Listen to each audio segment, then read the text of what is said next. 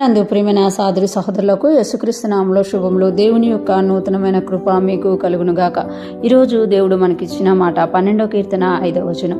బాధపడు వారికి చేయబడిన బలాత్కారమును బట్టి దరిద్ర నిట్టూర్పులను బట్టి నేను ఇప్పుడే లేచేదను, రక్షణను కోరుకుని వారికి నేను రక్షణ కలుగజేసేదను అని యెహోవా సెలవిచ్చుచున్నాడు. ఈ మాటలు మనం 12వ కీర్తనలో చూస్తున్నాము. కీర్తనకారుడు తెలియజేస్తున్నారు కదా, దేవుడు ఎలాగ స్పందిస్తారు అనేది ఇక్కడ కీర్తనకారుడు ద్వారా దేవుడు మనకి తెలియజేస్తున్నారు. బాధపడు వారికి చేయబడిన బలాత్కారమును బట్టి దేని విషయంలో మనం బాధపడుతున్నాం, ఎందుకు బాధపడుతున్నాం, ఏది మనల్ని బాధ కలగజేస్తుంది, బలాత్కారముగా ఏదైతే మనల్ని బాధపడుతున్నామో అనేది దేవుడు చూస్తున్నాడంట. బాధపడు వారికి చేయబడిన బలాత్కారమును బట్టి దరిద్రుల నిట్టూర్పులను బట్టి, అంటే ఏ విషయంలో మనం దరిద్రత అనుభవిస్తున్నామో, ధనం విషయంలోనో, ఆరోగ్యం విషయంలోనా, స్నేహితుల విషయంలోనా, సంబంధాల విషయంలోన, లేకపోతే ఈ లోకంలో మనము కలిగి ఉండే సంతోషం విషయంలోన, ఏది విషయంలో మనం దరిద్రత అనుభవించి నిట్టూర్పులను బట్టి, అంటే ఆ దరిద్రం వలన మనం విడిచే నిట్టూర్పులను బట్టి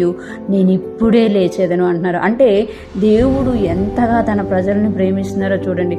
మనం బాధపడితే ఆయన చూడలేరు, మనం బలాత్కారం చేయబడితే చూడలేరు, మనం దరిద్రతలో ఉండి నిట్టూర్పులు విడిస్తే ఆయన చూడలేరు. అందుకే ఆయన ఏం చేస్తారంటే నేను ఇప్పుడే లేచేదను, అంటే ఆయన కూర్చుని ఉన్నారని కాదు. చూడండి, ఎప్పుడైనా ఒక తల్లిదండ్రులు వారి పిల్లలకి ఏదైనా ప్రమాదం జరిగింది అన్నప్పుడైనా, లేకపోతే మనం ఎవరినైతే ఎక్కువ ప్రేమిస్తున్నామో వారికి ఏదైనా బాధ కలిగింది, కష్టం వచ్చింది అనగానే అప్పుడే ఏ పరిస్థితుల్లో ఉన్నా వెంటనే లేచి వెళ్ళిపోతుంటాం. అలాగా దేవుడు మనకంటే ఎక్కువగా మన బాధలోనూ, బలాత్కారంలోనూ, నిట్టూర్పులోనూ లేస్తాడంట. అంతేకాకుండా అంటున్నారు కదా, రక్షణను కోరుకుని వారికి నేను రక్షణ కలుగజేసేదను అని యెహోవా సెలవిచ్చుచున్నాడు. రక్షణ కోరుకుని వారికి ఏ బాధలో నీకు రక్షణ కావాలి, ఏ బలాత్కారం చేయబడుతుంటే నీకు రక్షణ కావాలి, ఏ నిట్టూర్పులో నువ్వు ఉంటే నీకు రక్షణ కావాలి, ఆ రక్షణను దేవుడు ఇస్తాడంట. రక్షణను కోరుకుని వారికి నేను రక్షణ కలుగు చేసేదను అని యెహోవా సెలవిచ్చుచున్నాడు. పాపముల నుండి రక్షణ కావాలా, అపరాధముల నుండి రక్షణ కావాలా, ఈ లోకంలో నీకు ఏ రక్షణ కావాలన్నా, ఆరోగ్య రక్షణ కావాలా, ధనమును బట్టి రక్షణ కావాలా, సంబంధాలలో రక్షణ కావాలా, ఎటువంటి రక్షణ అయినా కూడా ఆయన ఆ రక్షణను ఇచ్చే దేవుడు అంట. ఈరోజు ఫ్రెష్ మన్నా వింటున్న ప్రతి ఒక్కరూ జ్ఞాపకం చేసుకోవాలి.